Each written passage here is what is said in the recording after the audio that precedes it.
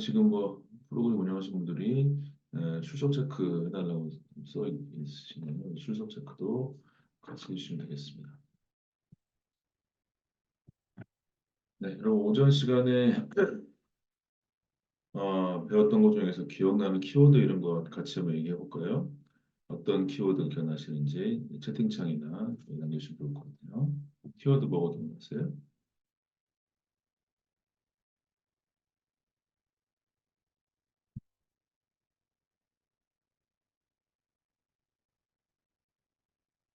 선포, 디자인 개념이시군요. 네, 알겠습니다. 그래서 반도체 제품을 결국에는 미세하게 만드는 게 굉장히 중요하다. 네. 그래서 물질, 에너지, 전자, 네, 전자들입니다. 그래서 물질에다가 에너지를 넣어가지고 전자를 만든다. 그렇습니다. 네, 수율도 중요한 단어죠. 일드라고 해서 한 그릇 더 이제 설명드리겠으면서도 결국에 반도체는 제품을 만들어주기 위해서는 그런 수율이라고 하는 것을 계속 확보해야 된다라고 네, 말씀드릴 수 있겠습니다. 네, 모의 법칙, 그렇죠. 네, 야근했던 거, 네, 또 재밌게 기억하시면 좋을 것 같아요. 네, 오후에도 동일하게 진행할 것이고요. 여러분들 7시까지 진행됩니다. 꽤 긴 시간이죠. 여러분들께서 질문 많이 해주시고 필요한 부분들, 또 영상도 많이 켜줄수록 여러분께 더 서로 생동감 있게 진행할 수 있지 않을까 싶어서 말씀을 드립니다. 네, 감사드리고요. 우리 박재덕 씨, 박시온 씨시네요. 감사합니다. 네. 네, 그렇게 해서 오후 시간 진행하겠습니다. 네, 미세화라는 단어 여전히 중요하고요. 그래서 제품 엔지니어, 공정 엔지니어, 설비 엔지니어 이런 형태까지 해서 주로 말씀드렸고 결국에는 여러분들께서는 주로 공정 쪽 엔지니어, 설비 혹은 소재 쪽 이런 쪽에 관심이 많은 걸로 알고 있고 그렇게 강의는 계속될 예정입니다. 네, 다음 페이지 보시게 되면은 아까 말씀드린 대로 반도체 산업에서는 결국에 반도체를 만드는 게 전공정과 후공정으로 만들어져 있다. 그래서 요즘에 제품을 보시게 된다면요. 반도체 제품, 이거 영상 한번 켜볼게요. 보시면 이게 계속적으로 엄청나게 확대가 되는 게 막 보이시죠? 약간 좀 끊기네요. 이런 게 보시게 되면은 예, 계속 확대가 돼요. 확대가 돼서 보시게 되면은 음, 됐죠? 확대가 계속 됐죠. 돼가지고 계속 이게 반도체 칩이라고 하는 게 엄청나게 계속적으로 확대가 되는 형태로 나오고 돼 있습니다. 천천히 한번 보시고요. 거기에서 보시면 이 웨이퍼라고 하는 게 이렇게 한 장이 있다. 한 장이 있을 때 지금 D램의 10나노대 최신 제품 D1C라고 해서 11.7나노 정도 되는데요. 네, 이 정도 제품이 있다. 근데 이 제품 어느 정도 사이즈를 갖고 있고 그래서 지금 영상 보시게 되면 계속적으로 확대돼 가지고 이게 엄청난 복잡한 배선 같은 것들이 막 보이죠. 이제 설계도상으로. 네, 이게 무슨 얘기냐? 그 정도로 굉장히 미세한 것들을 만들어주고 있어요. 그래서 지금 반도체에서 이 보통 12.7나노 D1C라고 하는 형태가 반도체가 만든다. 그러게 되면요. 지금 여기가 웨이퍼 다이가 한 1,500개 나오고 이 다이가 통상적으로 보통 3기가바이트 정도 됩니다. 이 30억 바이트죠. 아래 다음 대로. 이 칩 하나, 양품이 하나 나온다. 그러면은 양품 하나 지금 보시면 여기 들어가 있는 거고 이게 이제 패키징이 진행되고 있습니다. 요거를 진행하는 공정이 보통 우리가 900개 공정이 된다 말씀드렸고 지금 보시는 천천히 좀 끊기긴 하지만 영상 같은 것들이 우리가 보시다시피 전공정 쪽에서 구조를 복잡하게 만드는 현재 단위예요. 여기 그 다음에 요것들을 우리가 후공정이다. 후공정은 말씀드린 대로 배선을 주로 하고 그 다음에 여기 보시다시피 여기에 이제 복시 수제로서 방열과 방습이었죠. 방열 방습. 네. 네, 이런 것들을 진행하는 것이다. 그래서 이제 전공정 공정 900개, 400, 300개 공정 말씀드렸는데 이게 어느 정도 우리가 스위치로 보자면 이 30억 개 정도 된다. 30억 바이트, 1바이트가 곧 1 트랜지스터다라고 얘기했었죠. 이 정도의 용량이 된다. 이렇게 복잡한 형태의 공정을 진행하는 게 공정이 어려울다라고 좀 말씀을 드렸습니다. 그래서 이제 이 정도의 규모로 진행하기 때문에 반도체 공정과 장비들이 고가로 진행한다라고 말씀을 드렸죠. 네, 우리 기영사 교수님들 감사드리면서 넘어가 보도록 하겠습니다. 네, 근데 여기서 이제 여러분께서 같이 고려해 보실 게 있습니다. 네, 제가 특히 이 장표를 왜 갖고 왔냐면 아직 영상이 넘어가지 않았네요. 잠시만요.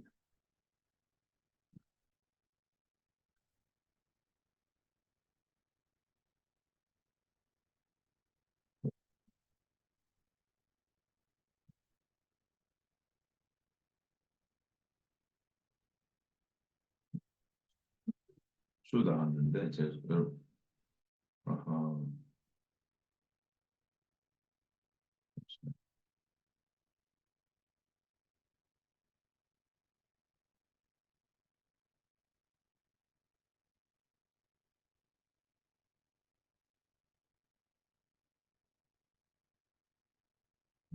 여기 영상에서 반복되네요. 잠깐만요.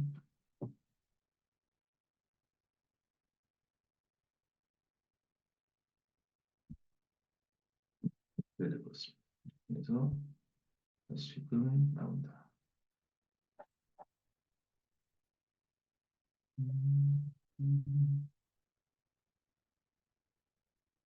네, 영상 쪽은 이쪽으로 연결 좀 안 하도록 하겠습니다. 좀 영어 말씀드려요. 네, 다시 보시면 35바이트가 나왔다. 네, 35바이트는 트랜지스터라고 하는 게 있을 때 35개다라고 했던 내용이 주로 나온 게 지금의 장표로 볼 수가 있을 것 같습니다. 네, 이렇게 해서 좀 정리하도록 하고 페이지를 넘어갈 겁니다. 그걸 기다리는 수밖에 없을 겁니다. 정리 말씀드리겠습니다. 900개 레시피가 있다. 그다음에 이걸 만드는데 방열과 방습이 된다라고 했던 것들 내용 있죠. 네, 그런 내용들이 있었고 네, 이렇게 했습니다. 그래서 지금 나왔다가 다시 들어왔어요. 네, 그래서 네, 네, 지나고 나서 이제 보일 것 같습니다. 네, 네, 말씀드립니다. 네, 이제 좀 된 것 같아요. 영상은 제가 제 PC에서 틀어드린 거 볼게요. 네, 제 필기가 담아보겠습니다.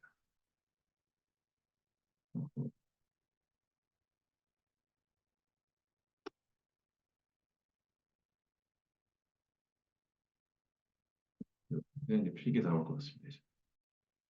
지금 보여드린 장표라고 하는 게 넘어갔는데요.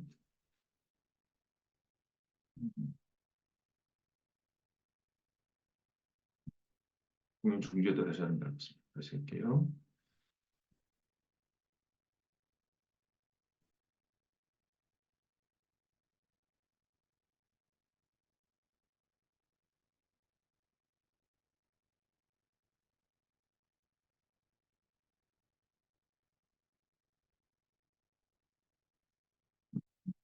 이제 보일 것 같습니다. 네, 그래서 보시면은 이 제가 보여드릴 장표가 뭐냐면 이제 파운드리 매출력 있죠? 파운드리 컴퍼니 매출력이 있고 여러분 말씀드린 대로 요즘에 반도체 산업 결국에는 삼성이나 하이닉스나 메모리 쪽 잘하고 있는데 이제 파운드리 쪽으로 해가지고도 마켓을 늘릴 필요가 있다 이런 얘기 되게 많이 나오죠. 근데 여러분께도 말씀드렸지만은 파운드리라고 하는 비즈니스라고 하는 게 이게 수율 내는 것들이 굉장히 각별히 어렵다라고 말씀드렸죠. 수율이 어렵다고 했던 이유는 다이 사이즈가 크다라고 하는 거고 설계상으로 소위 리던던시 있었죠. 이런 것들을 주기가 좀 어렵다라고 얘기했던 이 두 가지 이슈가 있습니다. 그런 것들을 이제 미리부터 해서 유지보수라고 하는 것들을 굉장히 잘했던 형태가 TSMC가 있어서 TSMC가 이런 기사 찾아보시면 뭐가 나오냐 항상 전력하고 수율 문제가 항상 TSMC가 잘한다 이런 얘기가 많이 나오죠. 여러분들 거꾸로 생각하시기에도 아니 전력과 수율 문제가 있는데 전력이야 이게 뭐냐면 약간의 우리 후공정 쪽에 배선 문제가 맞아요. 네, 배선의 설계 문제 쪽에 가깝거든요. 근데 많은 분들이 수율 얘기하면서 계속 수율 높여야 된다 얘기하는데 수율이 왜 높아야 돼 어떻게 높아야 되는지를 알지 못하는 거죠. 그게 어떤 이슈가 있는지. 결국 여러분들께서 많이 만나게 되시는 분들, 뭐 여러저러 비즈니스 하신 분들, 학교에 계신 분들을 다 포함해가지고 반도체 현장에 대해서는 조금 이해가 덜 하거나 그간에 너무나 설계나 공정 중심의 사고가 많이 있었던 건 사실이긴 합니다. 여기서 알 수가 있는 게 반도체 제품이라고 하는 게 어쨌든 TSMC 쪽에서 이 수율과 전력 쪽에 대해서 강점을 가지고 오랫동안 반도체의 외주 개발을 해왔기 때문에 그 노하우가 많은 거는 맞습니다. 그다음에 이쪽에 보신 대로 점유율도 계속적으로 좀 상승하는 추세가 많이 있죠. 근데 여기서 좀 찾아볼게요. 이걸 좀 착안할 필요가 있습니다. 보시게 되면은 오늘도 설명드리겠지만 여기서 파운드리 매출에 보면 5나노, 4나노 돼 있죠. 이게 정확한 숫자는 아니지만 어쨌든 5나노, 4나노라고 해서 이게 최신 제품.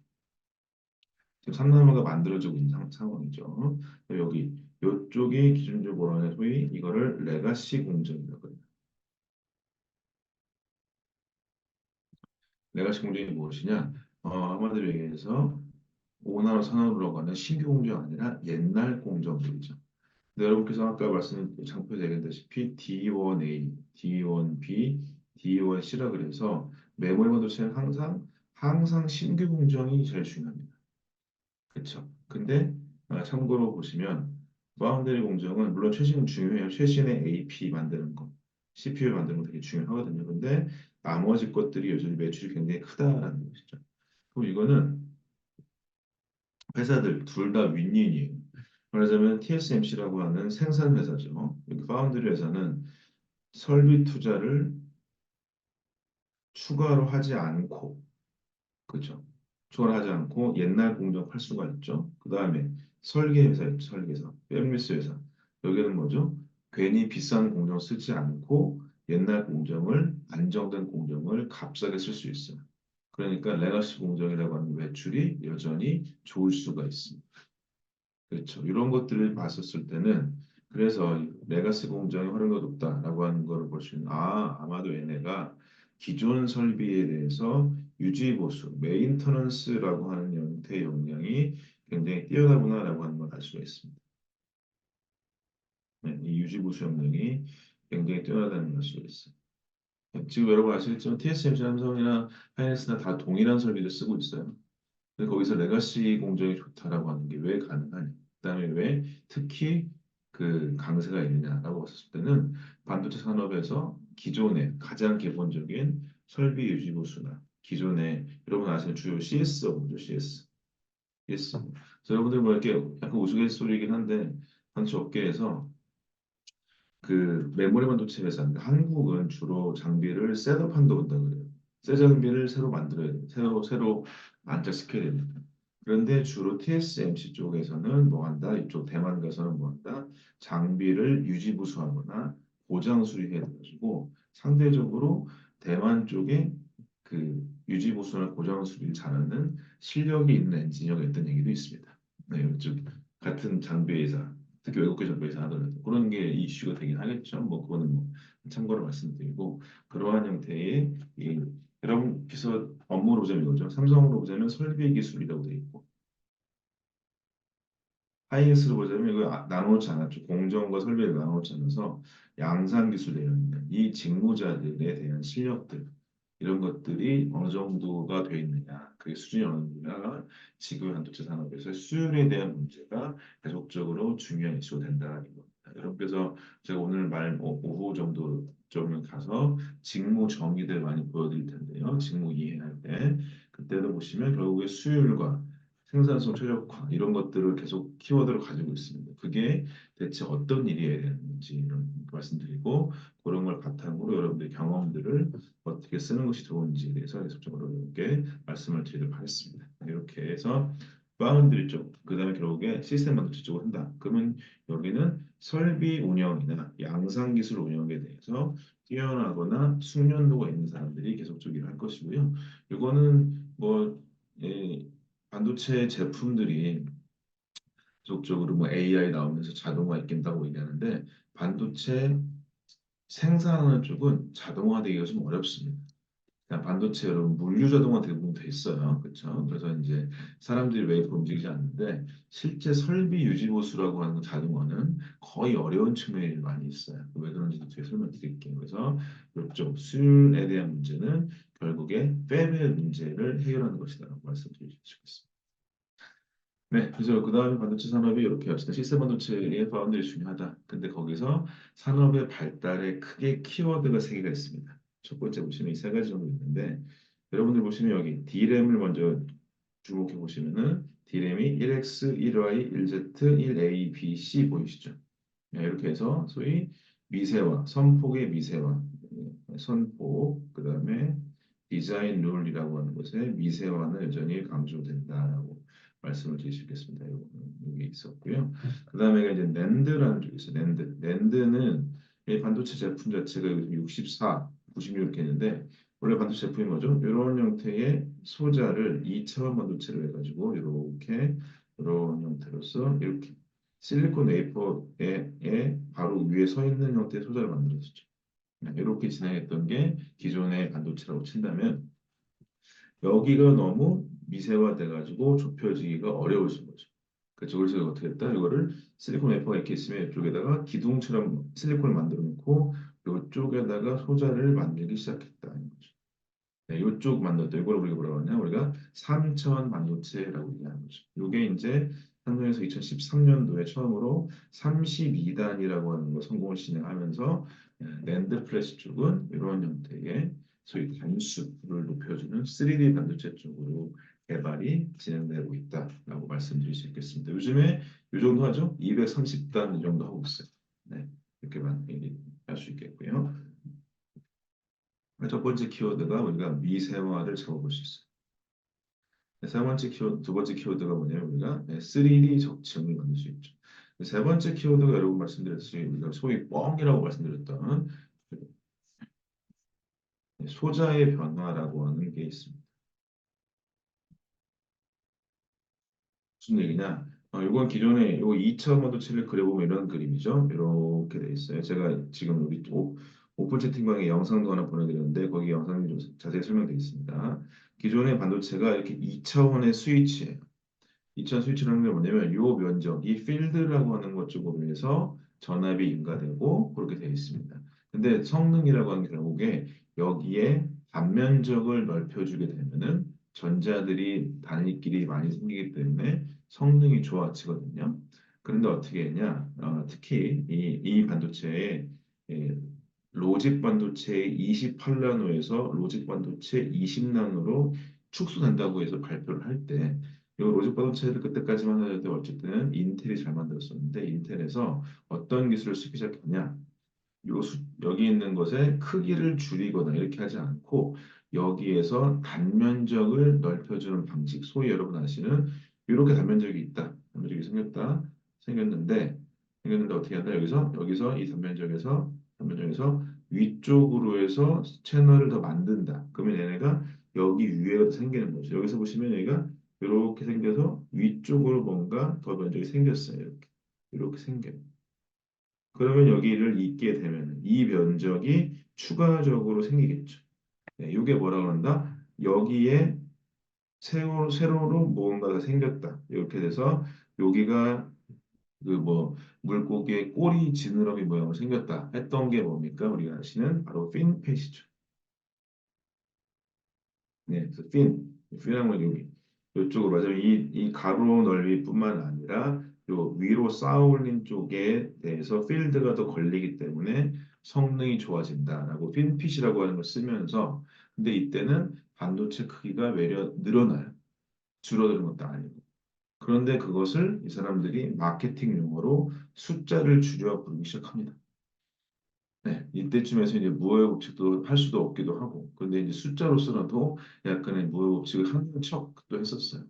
그 약간의 마케팅 수단도 있는데, 요걸 하면서 요 다음에 성능이 좋아졌다 그러면 갑자기 이걸 L14로 부르고요. 그다음 좋아졌어? L15 좋아졌다고 하는 거의 느낌을 그냥 숫자로 써버린 거예요.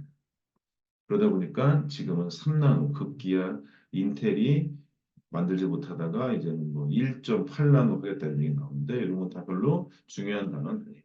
그래서 여러분 신문 기사 같은 거 보시는 거죠. 아, 인텔이 1.8나노, 1.4나노 해봤자 TSMC는 우리는 그런 거 없어도 돼요라고 얘기하는 거예요. 왜 그렇다? 이 숫자로 말하는 그렇게 의미 있는 단어는 아닌 거고 어떤 약간의 그 블러핑 수단에 가깝다고 볼 수 있을 것 같고 결국에는 이렇게 왜 그걸 증명할 수 있냐? 여기 보시면 이게 뭐예요? 지금 테크니컬 로드맵인데 소위 얘가 실제 제품의 찍는 사이즈는 보시면 1Z라고 하는 14나노하고 5나노랑 거의 유사합니다. 1A라고 하는 13나노 정도랑 3나노가 비슷하다. 1B라고 하는 12점 몇 나노 정도가 2나노랑 비슷하더라. 그 최외곽으로 가장 작은 형태의 소자의 선폭은 지금 보시면 D램과 로직 반도체는 거의 유사한 형태입니다. 네, 왜냐하면 둘 다 반도체 공정을 같이 쓰고 있는데 굳이 로직만 아주 미세한 걸 굳이 쓸 필요는 없겠죠. 그래서 같은 삼성을 보게 되면 메모리 그리고 시스템 반도체를 만드는 게 다 있는데 시스템 반도체가 2나노 만드는데 D램을 굳이 2나노 안 만들 일도 없는 거잖아요. 만약에 2나노 만든 얘기라면. 그래서 둘 다 동일한 형태 10나노 초반 정도를 만들고 있는데 그거를 가지고 좀 더 소자가 좋아진 것을 숫자를 줄여보기 시작했다. 그리고 다음 삼성한 게 뭐죠? 2022년에 기사 나왔죠. 이렇게 되는데 이것보다 단면적도 좋은 게 뭐지? 옆으로 여기 이렇게 그걸 더 자르게 되면 얘가 여기도 면적 생기고 이 면적이니까 단면적이 더 길어지죠. 이게 전체적으로 다 됐다 그래서 게이트가 all around 있다 그래서 이거를 GAA 핏이라고 얘기하죠. 네, 이렇게 요거가 또 다른 형태의 소자의 반응 거죠. 그래서 첫 번째가 미세원, 3D 반도체, 소자의 반응 이 세 가지가 반도체 전공정의 제품 개발의 큰 틀입니다. 예, 이게 계속 되고 있어요. 그래서 삼성 같은 경우 그래서 궁금한 게 있죠. 여기서 보시면 왜 3D는 낸드만 했을까? 이거 퀴즈입니다. 오의 퀴즈. 3D를 왜 낸드만 했을까요? 그렇죠?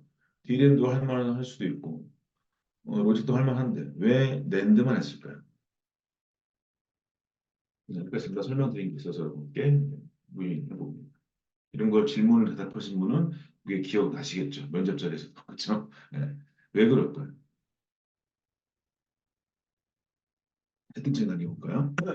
왜 3D 반도체라고 하는 게 매력적으로 보이는데 D램은 안 하고 로직만 했을까? D램하고 로직은 안 하고 낸드만 했을까? 네, 한번 생각해 보실까요? 왜 그럴까요? 네, 한 분 정도의 대답을 기다리고 있습니다. 어떤 것 때문일까요? 네, 아까 말씀 잠깐 드렸던 대로 지금은 제 초기니까 설명 답변 드려보도록 할게요. 낸드는 뭐밖에 없냐면 바로 트랜지스터밖에 없어요. 근데 D램 뭐가 있죠, 여러분들? 트랜지스터 하나 있고 캐패시턴스가 이렇게 있어요. 네, 이거를 한꺼번에 3D 하기가 굉장히 어렵다라고 하는 게 돼 있습니다. 그런데 지금 이제 반도체 D램 같은 것들, 개발 방향 같은 거 보게 되면요. 여기 보시면 우리가 이 D1 A, B, C 말씀드렸죠. A, B, C 있고요. D1 D까지 생각할 예정이에요. 그래서 10점 맨 날까지 예정돼 있는데 그 다음에 반도체를 만들 때 D0A도 돼요. 9나노, 8나노, 7나노 이렇게 얘기해요. 근데 그 다음에 요 다음부터는 아마도 3D 하지 않을까라고 있습니다. 제가 그 채팅 저기 지금 오픈 채팅방에 하이닉스 얼마 전에 기사 나온 거 있었어요. 하이닉스가 3D D램을 만들었다라고 했던 거. 그래서 학회에서 발표한 게 있는데 그래서 가능하긴 합니다. 근데 그것들을 한꺼번에 뭔가 만들기가 어려워서 도전을 많이 안 했었고요. 그래서 미세화를 중심으로 했었는데 아마도 여러분께서 만약에 반도체 업계에 들어오신다면 2027년, 2026년 그때부터는 아마도 3D 디램 하지 않을까 이미 개발 중에 있습니다. 말씀드릴 수가 있겠고 그러니까 소자가 많아서 어려웠다인 거고 로직은 왜 안 했냐? 여기는 이런 대표적으로 칩이 커요. 그다음에 낸드나 디램처럼 말씀드린 대로 소자를 단순하게 저장, 읽고 쓰고 지우고의 문제가 아니라 아주 미세한 변화까지 다 컨트롤해야 되기 때문에 소자의 미세 컨트롤 3D 반도체가 좀 어렵기 때문에 네, 그런 것 때문에 로직 쪽에 3D까지 아직 고려하고 있지는 않습니다. 네, 뭐 그 정도까지 정말 작은 형태의 디바이스가 나온다면 모르겠지만 아닌 바에는 대부분 그렇게 해서 3D 반도체 쪽은 낸드만 하다가 D램 쪽으로 가고 있고 로직은 생각하지 않는 않다 말씀드릴 수 있겠고 요즘에 기사 찾아보시면요 D램 쪽에 이쪽도 이런 핀핏들 많이 써요. 미세화가 잘 안 되니까. 그래서 D램도 핀핏 쓴다는 기사도 또 있기도 합니다. 그런 것도 참고로 말씀을 드릴게요. 혹시라도 여러분이 이거 걱정하실 게 혹시 제가 지금 동전 기술 진공하려고 하는데 공정 기술 직무 이걸 꼭 알아야 되나요? 라고 하는 것들도 있어요. 이거는 참고로 말씀드리면은 제가 뒤에 설명드리겠지만 공정 직무 중에서 공정 설계 직무들이 있어요. 공정 설계 직무, 거의 소위 전자과 쪽 직무분들인데 그분들을 좀 아실 필요가 있어요. 근데 공정기술 직무자들은 이런 단어 정도 알아 흐름만 아시고 특별히 그렇게까지 막 많이 알아야 꼭 그렇진 않아요. 물론 내가 관심 있는 공정, 뭐 답부터 말씀드리면 디퓨전 쪽 공정에 대해 관심이 많다. 뭐 그러면 그쪽은 조금 알 필요는 있습니다. 하여튼 그왜 그런지 말씀드리겠지만 설비 기술이다, 공정 기술이다 그러면은 이런 개발 방향 정도의 키워드 정도만 말고 나머지 것들 디테일한 것들은 그렇게까지는 많이 중요하지 않습니다. 네, 더 볼 거좀 걱정하실 것 같아서 말씀을 드렸습니다. 하여튼 이 키워드 세 가지 나눠주면 좋을 것 같고요. 네, 넘어가도록 하죠. 그래서 보시면 20일까지 자료이긴 한데 네, 인텔, 삼성, TSMC 세 회사 정도가 이 소위 공정의 로직 공정 중심으로 해서 미세화에 많이 도달이 돼 있죠. 보시면 3나노 이런 게 있죠. 3나노. 근데 수주가 없으면 아무것도 아니다. 슬프지만 그런 거죠. 그래서 이제 아무리 삼성이 뭘 잘 만들었다고 발표하더라도 수주가 없으면 특별한 일이 없다라고 얘기할 수 있겠습니다. 그것들을 좀 간과해서 안 될 것 같고요.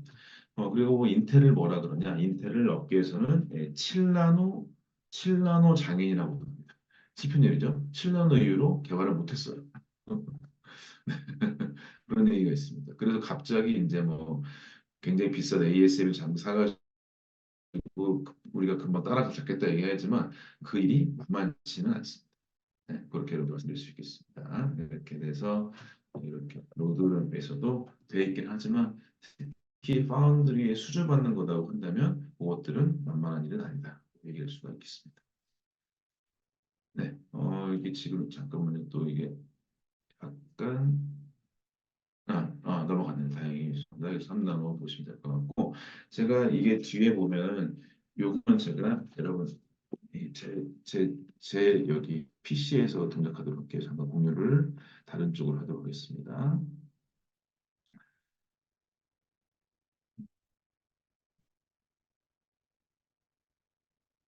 네, 이 보이시죠? 제가 보이게 되면 요거 볼게요.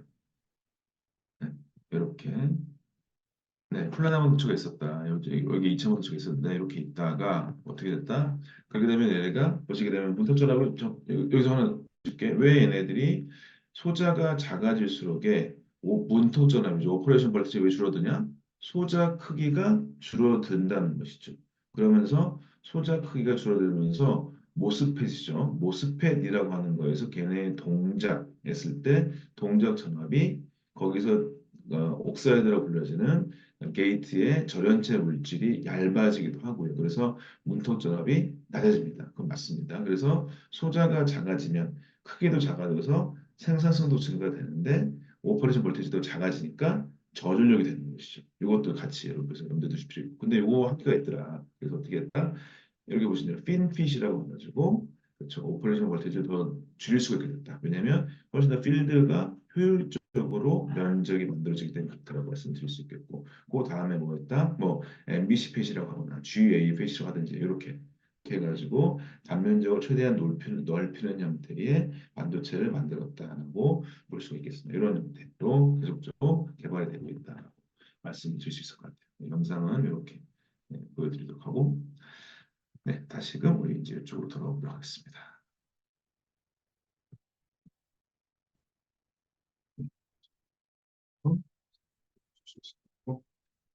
감사합니다. 그래서 다시금 넘어가서 우리 이제 한동안 얘기했지만 반도체 설계, 생산, IDM 이렇게 말씀드려볼게요. 그다음에 여러분들 특히 지금 인천 쪽이나 이쪽에 학교 계신 분들이 많아서 오사트 패키지 쪽 관심 많으신 분이 있는데 일단 지금은 간단히 업계 설명드리고 맨 마지막 날에 설명드리겠지만 공정적으로는 업계 흐름에 대해서 말씀드리도록 할게요.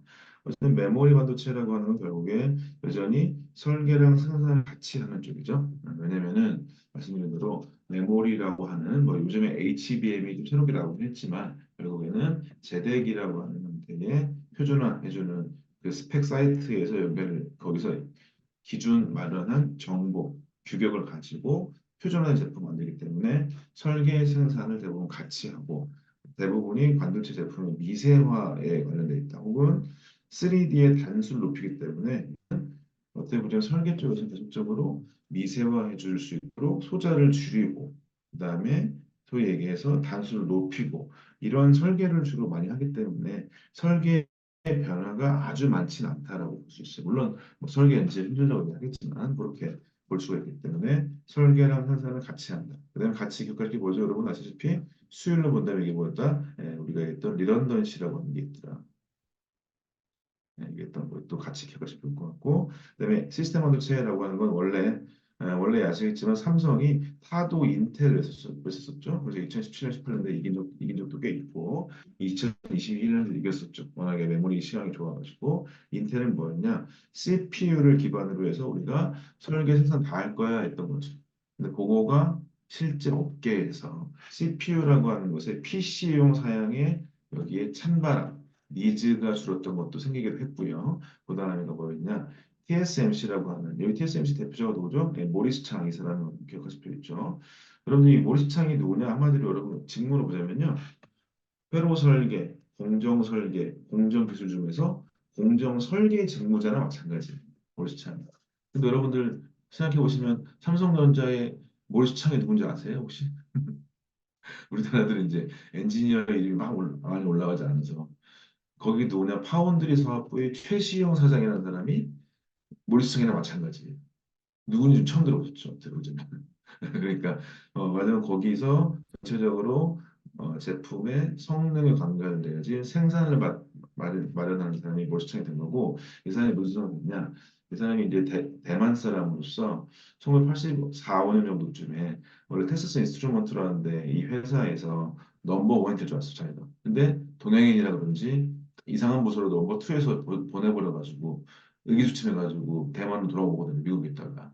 그러다가 이제 대만도 같이 생각한 거죠.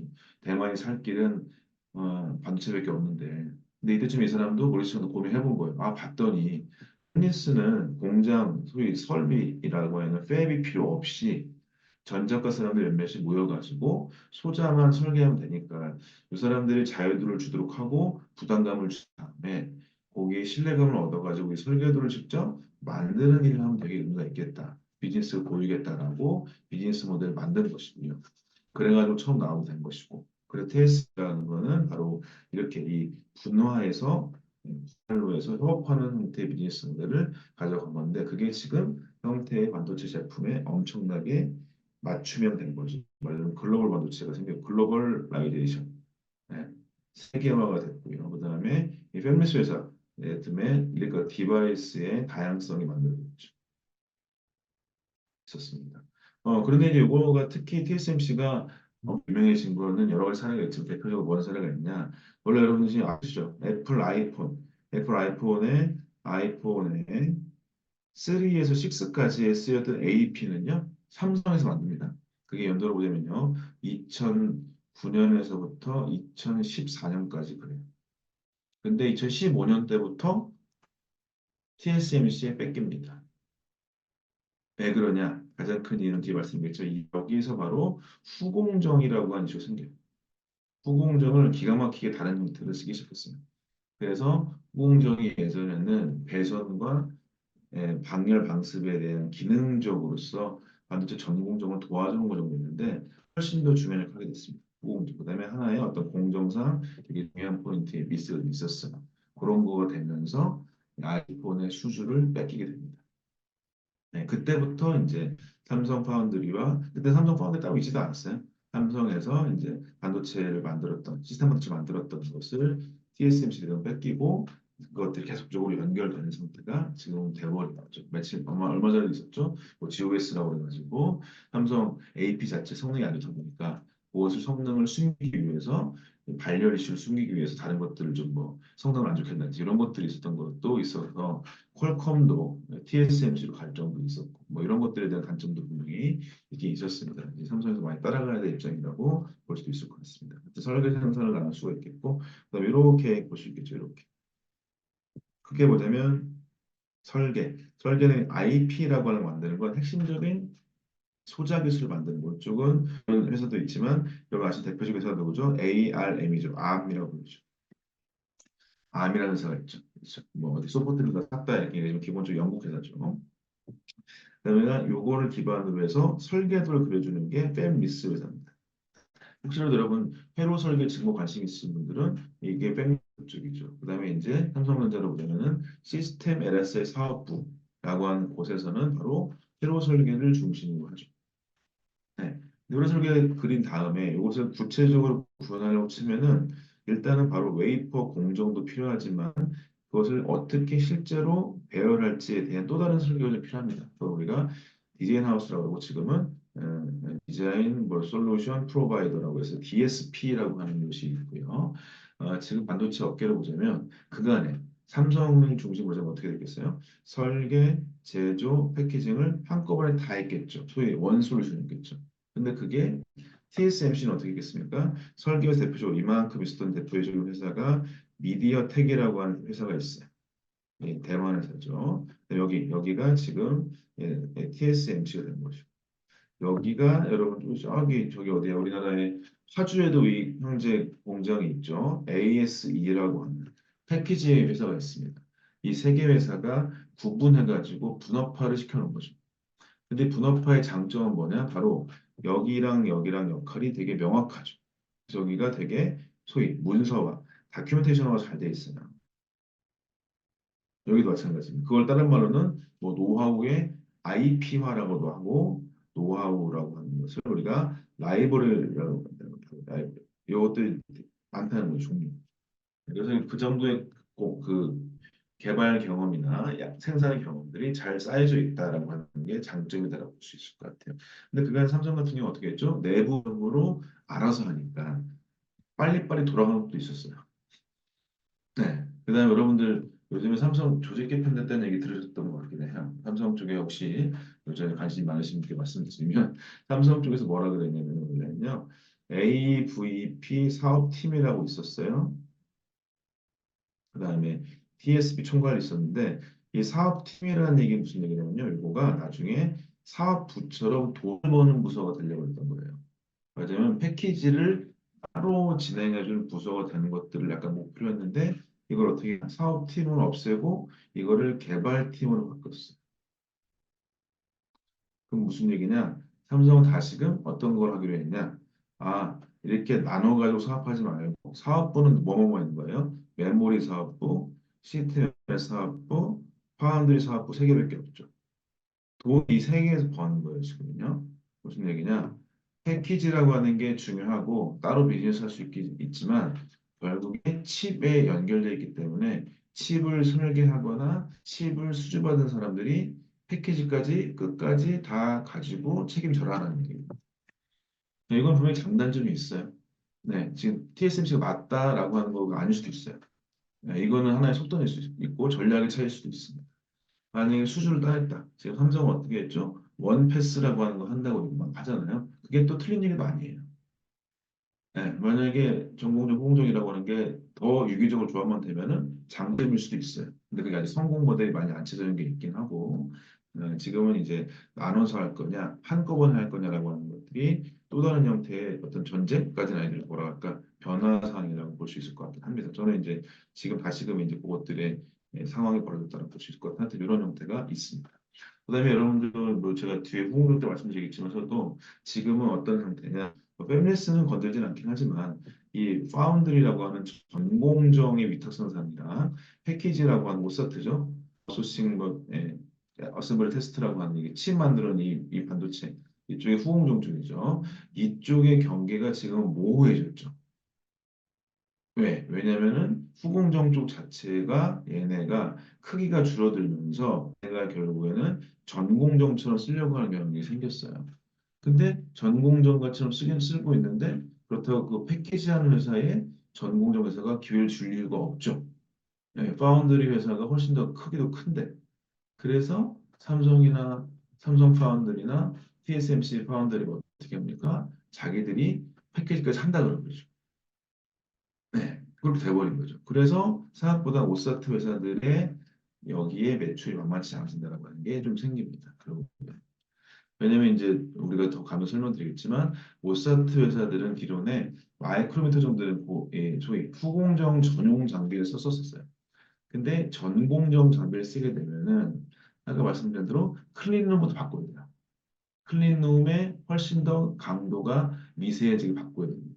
예, 맞으면 전체적으로 회사의 시설 장치를 다 바꿔야 돼요. 굉장히 어렵습니다. 만만치가 않아요. 그래서 기존의 전공정 장비들이 다시금 기회를 더 잡을 수도 있어요. 그래서 여기서 얘기하는 파운드리하고 전공정 후공정의 경계가 명확했던 때랑 달리 지금은 흐릿해져가지고 이쪽 힘이 센 이쪽 회사들이 이쪽으로 좀 더 무게중심을 가지려고 하고 있습니다. 그래서 우리가 알고 있던 분업이라고 하는 게 조금 애매해졌어요, 솔직히. 네, 이렇게 돼 있는 것도 말씀드릴 수 있을 것 같습니다. 좀 더 얘기해 보도록 하고요. 일단 보게 되어 있습니다.